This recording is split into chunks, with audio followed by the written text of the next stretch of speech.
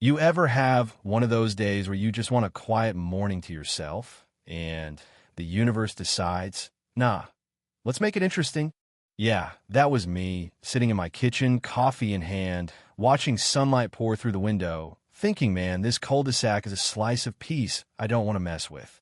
The lawns here looked like they'd been measured by NASA, mailboxes all standing guard like little soldier sits, the kind of neighborhood that lulls you into thinking you've got things figured out, you know?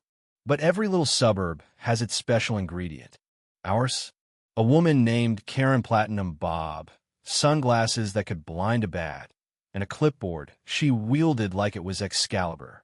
She'd somehow made herself the HOA's answer to law enforcement, ticketing gnomes, wind chimes, porch flags. Heck, if you sneeze too loudly, she'd probably try to fine you for disturbing the suburban peace. Most of us, we just worked around her, smiled and nodded, kept the hedges neat and the trash bins hidden, hoping to avoid landing in her crosshairs. But let's be real. Everyone knew one day she'd go too far, cross a line nobody wrote down. Never thought that line would be my garage. My garage, man, that's sacred ground. It's where I keep my tools, all my random, one day I'll use this gear, and that bike I swear I'm a ride. So that morning, with the air smelling like fresh-cut grass, I had no idea that just across the street, Karen was brewing up a storm. Thing is, it started small, almost funny. First, there's a letter on my door, in bold Times New Roman classic, Karen telling me my grass was dangerously long. Okay, I trimmed it, rolled my eyes, went on with my day. Next week, she's on my case about the trash bins. Apparently, they can't be visible for more than 12 minutes after collection, or something equally ridiculous. The week after that, it was my old Route 66 flag, just a little nostalgia, nothing controversial. According to Karen, it disrupted the visual harmony of the street. She taped a violation slip to my door like she was issuing a parking ticket. I tried to brush it off, figured if I just kept my head down, she'd get bored and find someone else to nitpick. But Karen didn't want peace, she wanted control. She'd smile, act polite, then turn the screws just tight enough you'd start to wonder if you were the crazy one. Just following the rules, she'd say, tilting her head like she cared about keeping the place beautiful. Yeah, sure. Then, one Saturday, I came down in my slippers, coffee in hand, thinking maybe I'll finally clear out the garage maybe. I hit the button, door groans open, and boom. There's a massive silver SUV parked right in the middle of my garage, my workbench shoved over, boxes crushed. For a second, I honestly thought I was losing my mind. Did I leave the door open? Did I sleepwalk? Nope. There's a note under the wiper, in her perfect loopy cursive, on HOA letterhead no less. Needed a bit of shade. Your garage was open. I figure it wouldn't be a problem. Back later, Karen, with a smiley face. Can you believe that? She didn't ask, didn't call, just helped herself. Like my garage was some kind of community carport she had a coupon for. I collect no answer. Texted left on read. And it hit me. She didn't expect me to do a damn thing. She figured I'd just roll over and let it go like every other time. But this wasn't a trash bin. This was trespassing. It was bold, and frankly, it was the last straw. So I stood there, coffee going cold, and made up my mind. I was done letting her decide the rules. I hit the hardware store, bought the biggest deadbolt they had, ripped out the electronic opener, and installed that lock myself. Every twist of the screwdriver felt like a little piece of my dignity coming back. When I finished, I taped a note to the door, garage in use. Temporary access unavailable. Thank you for understanding. Polite, passive-aggressive Karen style. Except now, I was the one holding the clipboard. And you know what? I didn't hear from her all day. No calls, no texts, nothing.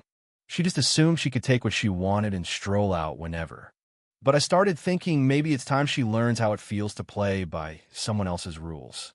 So I booked a cabin in the mountains, threw a few things in a bag, shut off the opener at the breaker, and left town. Didn't even wave when I drove by her house. Just let the silence settle in.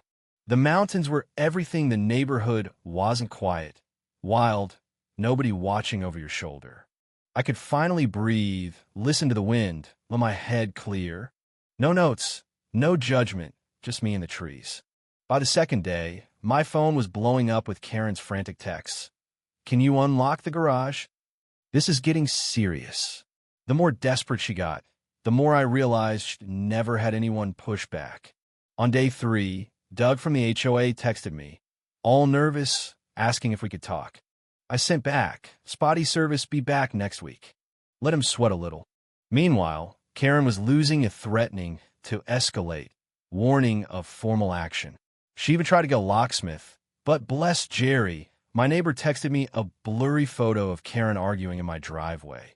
Locksmith shaking his head. You can't prove you have rights, you don't get in. Simple. The story was spreading. Kids riding past yelling, "Free the SUV." Jerry started a chalk tally on my sidewalk garage standoff. Day 5. Karen's empire of rules was crumbling, and for once, everyone saw it. I wasn't gloating, I just let it play out. Sat by the fire, watched the sun set, let her emails pile up. When I got back, it felt like the whole street was holding its breath. Karen was waiting, arms crossed, sunglasses on, ready to unleash.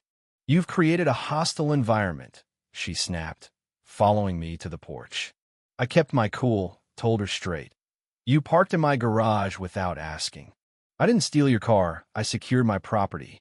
She tried to spin it, but I shut her down. You thought wrong. That night, emergency HOA meeting. Karen rolled in with a folder thicker than a phone book, mails, printed bylaws, screenshots. Claimed I'd humiliated her, violated community spirit, maybe even kidnapped her SUV. When it was my turn, I kept it simple. Showed her note, my photos, even a voicemail from her failed locksmith. Facts, plain and sharp. Doug, the HOA president, finally spoke up. Karen, you're fined for trespassing and unauthorized vehicle storage. That was it. She stormed out. No words, just the sound of heels and pride. 2 days later, every mailbox got a letter. Karen was out removed from the board for a serious breach of community trust. Neighbors started talking, laughing, putting up wind chimes and porch flags. Jerry left me a voicemail. You ever run for president, you got my vote. Karen? She faded. No more patrols, no more clipboard, no more sideways looks.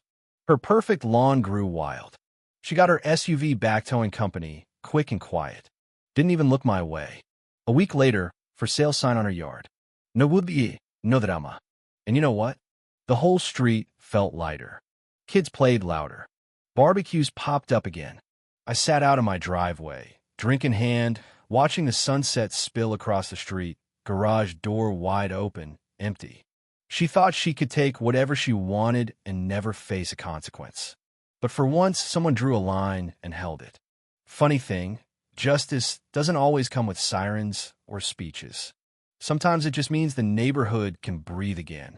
Months went by, Karen moved out, and the peace she took with her finally came home to stay. Now, let me ask, was I right? Did I go too far? Or was this exactly what needed to happen to keep our little slice of order? Go ahead, tell me what you think. What would you have done? Where do you draw the line between standing up for yourself and letting it slide? Let's hear it.